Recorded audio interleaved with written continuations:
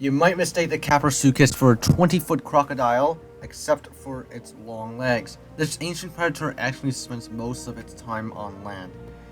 Actually, newer estimates say it's around 4 meters in length, aka 13.1 feet. And then Caprosuchus is now thought to be semi-aquatic, as the relative Mahajangasuchus has been suggested to be a primarily aquatic predator, and that specimens of both genera show cranial adaptations usually found definitively semi-aquatic crocodilomorphs. Calankin. With a skull measuring more than 2 feet, Calankin has the largest head of any known bird. The Calankin's immense beak has tremendous bite force and is used as a hunting weapon. As a result, this carnivorous creature was named Terror Bird. Force Rackidae Terror Bird. Kentrosaurus. The backward pointing spikes of Kentrosaurus make this dinosaur very difficult to ambush. Okay. It's still quite small, so it can still be ambushed, but it's Saccharomyces. Even then, it's still vulnerable to Allosaurus or something. Like some modern species of frog, the Coolosuchus buries deep in mud and hibernates during cool seasons. When awake, this amphibious brachiopoid, likes to skulk at the bottom of the shell pools and wait for prey. Coolosuchus Gen 2. Due to its small size, the Coolosuchus clone developed a uniquely intimidating call to ward off predators. Lystrosaurus. The shovel lizard. This tiny herbivore is a powerful digger that nests with its kin and burrow overnight. Well, okay. Whoopsies. And then Lythronax, before T-Rex, and was the largest carnivorous ecosystem at the time. This gives the Gore King a highly aggressive behavior, often pitting against other large predators. Like self-preservation instincts. Don't you remember those self-preservation instincts?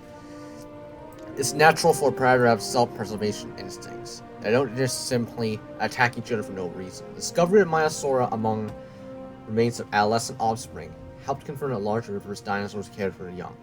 Since then, we have learned this gentle hadrosaur, whose name means good mother lizard, actually hatched and raised its offspring's large nesting colonies. The behavior mirrors that of some modern seabird species. Gentle hadrosaur. Like, as gentle towards its own kind, its young, but when it's provoked by a predator, it's going to go berserk, okay? This Maiasaura theory is one of the theories that one of Jack Horner theories that I can agree with. What? What is this first part? Although it resembles a T-Rex, did you just rip it off from Jurassic World the game or something? Jesus. Majungasaurus is an entirely separate species of dinosaur. Sorry. Fossil evidence indicates this savage predator was so bloodthirsty and engaged in cannibalism.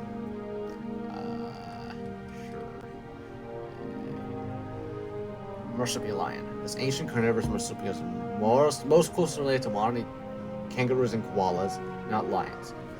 Its semi-opposal first digit and strong limbs make the creature, also known as the Thylachelea carnifex, an excellent climber. It uses the skilled ambush prey, leaping from the branches onto their backs. Megalosaurus is next? Yeah. This woodlands creature stands slightly taller than a modern moose in the shoulder. Its long, powerful legs, Megalosaurus is the most efficient runner in the deer family. Okay, so next is Megalonyx. This giant ground sloth only went extinct around 11,000 years ago. Early humans may have had something to do with it, since cut-marked bones of Megalonyx in Ohio indicate it was hunted by Ohioan Paleo-Americans. Megalosaurus, also known as the first dinosaur described, and also probably the most average theropod that you could get. The relative intelligence of this ancient predator makes it an adaptive hunter. Megalosaurus can easily take down both land and water prey. So from the sources I can find, I don't know if it actually hunted in water. Watch out for Megacesaria. This carnivore is one of the most tenacious predators to inhabit Africa during the Miocene. Its size, rivals the modern grizzly bear, and its teeth marks have been found defacing mastodon fossils, proving that size did not matter when it came to hunting. Must have been either weak or juvenile. Okay. That's Megastoserium foria. Maelania. This ancient stem turtle is thought to be a very distant member of the Ankylosauridae family. Are you serious? The horns extending from its flat skull and its armored tail support this suggestion. What? This is absolutely insane. It's a stem turtle. It's not closely related to Ankylosaur in the slightest. Oh my goodness. Another horrible one. Microraptor, not Microraptor. I'm looking at you, Tarbosaurus, the mightiest ever. This tiny dromaeosaurid Microraptor sports a wing on each of its four limbs. The unique adaptation assists us with biplane and powered flight and gliding between tree tops. Okay. And then Mirror Gaia. In Greek myth, Gaia is the personification of Earth and the wonder of the gods of Olympus. Mirror Gaia translates to wonderful Earth. The name suits this gentle herbivore, not if it's provoked.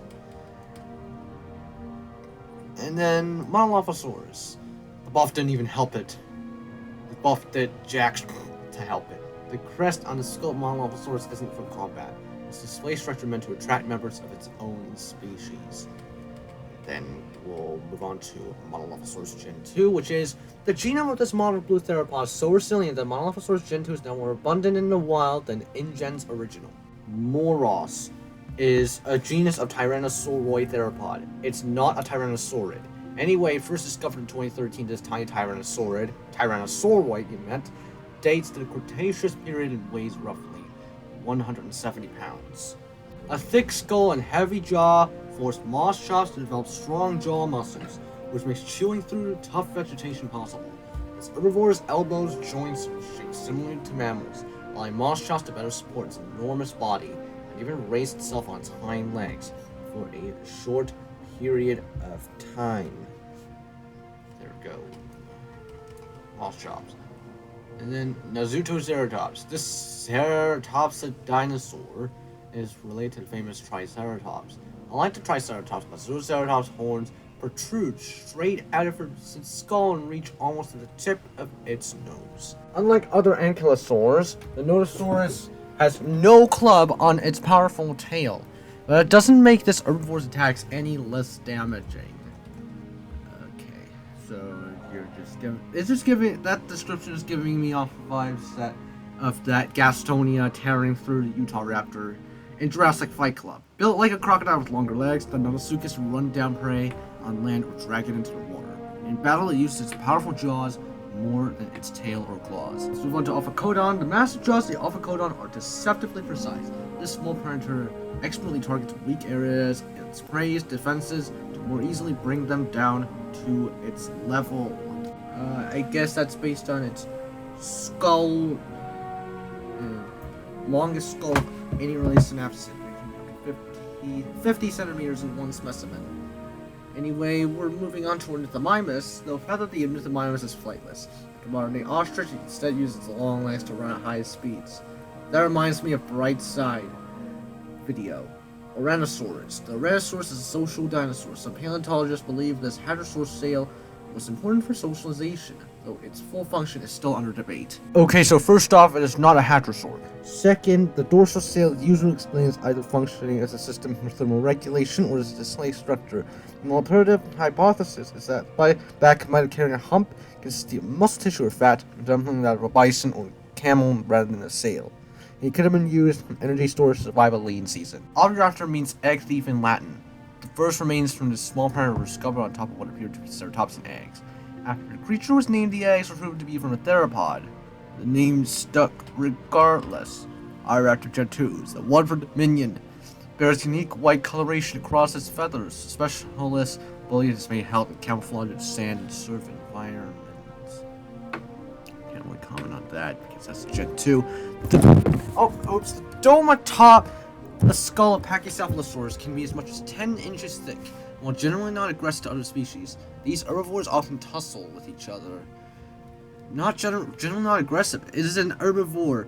Whenever it's provoked, it's going to be aggressive. No, I ain't reading Panthera. Anyway, moving on to Panthera blythi. This ancestor of the modern snow leopard lived in the mountains of Tibet roughly 6 million years ago. Cold adaptations of this predator and its megafaunal prey perfectly suited the later Pleistocene Ice Age, making Tibet a cradle of Pleistocene megafauna. I can't believe they made a random snow leopard a legendary. It lived around 5.95 to 4.1 million years ago. In 2023, it was supposed that Panthera blythi be moved to a new genus Paleopanthera along with Myopanthera pamerides to reflect their primitive characteristics. Should I read Parasaurolophus lux? It's Camp Cretaceous exclusive. Okay. Forest Racos. Forest Racos is a type of terror bird that lived during the Miocene. This predator stalked the grasslands of current-day Patagonia and stood up to 8 feet tall. Now let's move on to the Postosuchus. Postosuchus is switched between bipedal and quadrupedal locomotion like a bear. This ancestor of the crocodile was an apex predator of its time. Like modern-day gulls, Preondactylus congregate around shorelines to feed on fish, mollusks, and insects. Keep your shoreline clean to avoid damaging the tiny flyers. Is that thin or tiny? Tiny flyers' new habitat. Okay. Now let's move on to Proceratosaurus. While it may look weak, this small but savage predator is actually one of the earliest known tyrannosaurs. Pteranodon tend to roost in groups, often near cliff sides where updrafts are common. Say, nabbed from Jurassic World or something. In battle, their darting speed makes them crafty opponents capable of multiple sweeping style attacks. That's just nabbed from Jurassic World. Monoscorpion. This ancient scorpion lives in the Carboniferous period. Some fossils suggest it grew to more than 2 feet in length. This prehistoric reptile is actually a type of caiman. The unique color of the Porosaurus Gen 2 is probably the result of regional adaptations. Like most Gen 2 creatures, this reptile would have needed to camouflage in different environments than its relative. Okay. Pyroraptor. That is not the original description. The Pyroraptor is smaller than the Velociraptor, but just as crafty. This tiny dinosaur is also an excellent swimmer. Like, it can swim, but it's not able to swim like it did in Dominion. Full stop. The feathered Pyroraptor Gen 2 may be more colorful than the Velociraptor, but it is just as dangerous. This dinosaur is also an excellent tree climber. And then we got Quetzalcoatlus. This is not the original description. Again, the Quetzal... engineered by Biocene, this late Cretaceous period pterosaur is one of the largest animals to ever fly.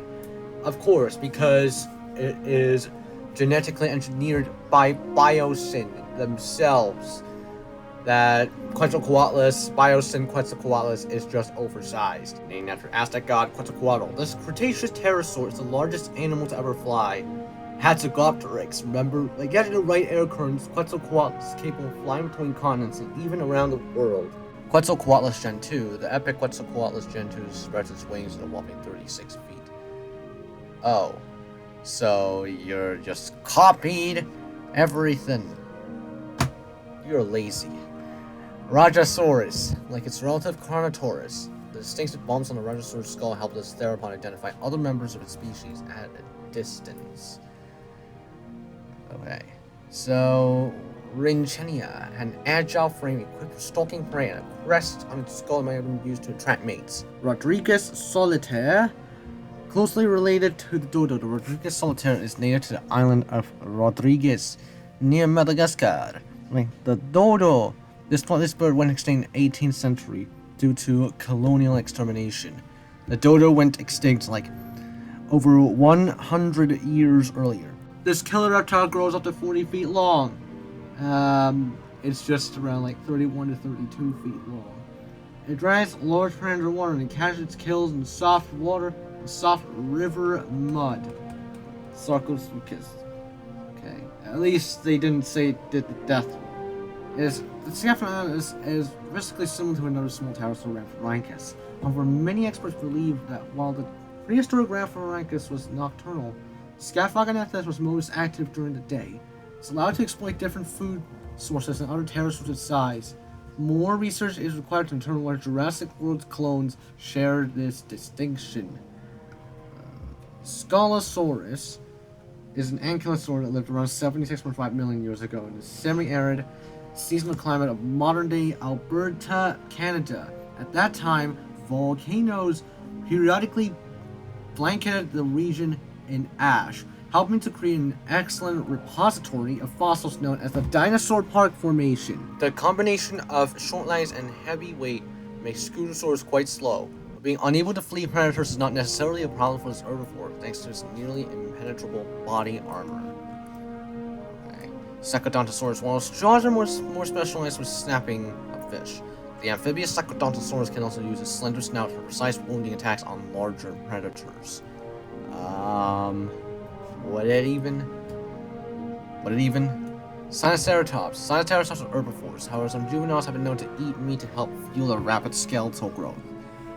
Of course, these herbivores, they don't exclusively eat plants. Sometimes they also eat meat to replenish their nutrients. Like this clip shown here shows a horse eating a baby chicken.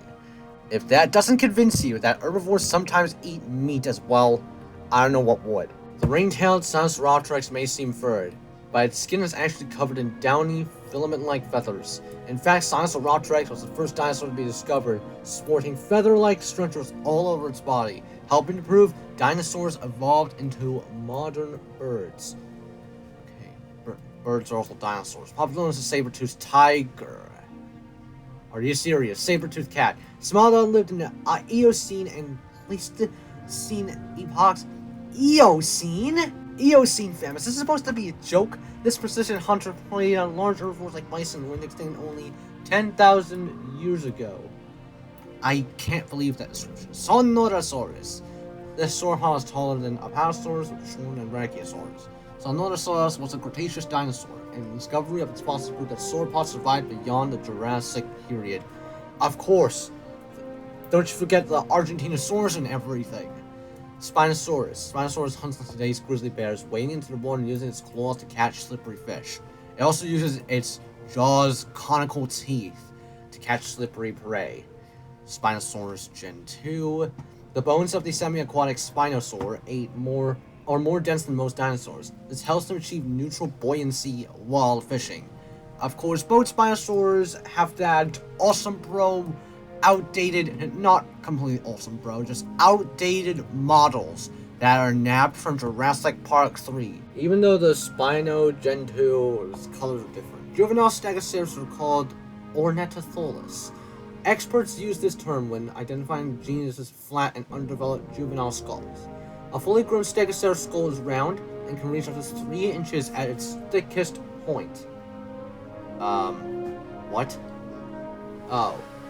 Never mind. I thought I saw a Stegosaurus for a second. This 30-foot quadruped, it's probably not that long, is most famous for its iconic plates and friendly nature. It's going to whack you with Stegomyces to provoke it. It's also inspiration for the DPG's logo. Mimus means mimic in the dinosaur name Struthiomimus, Ornithomimus, and Gallimimus. Struthiomimus has incredibly powerful hind limbs and large 3-pronged feet, making it seem like a devilish imitation of the modern-day ostrich. Sticky Moloch, which is another juvenile Pachycephalosaurus. While the dome heads offer a defensive weapon, the Sticky Moloch is an unusually wary dinosaur. Most of their aggressive interactions are with each other, and also with anyone that dares to provoke them.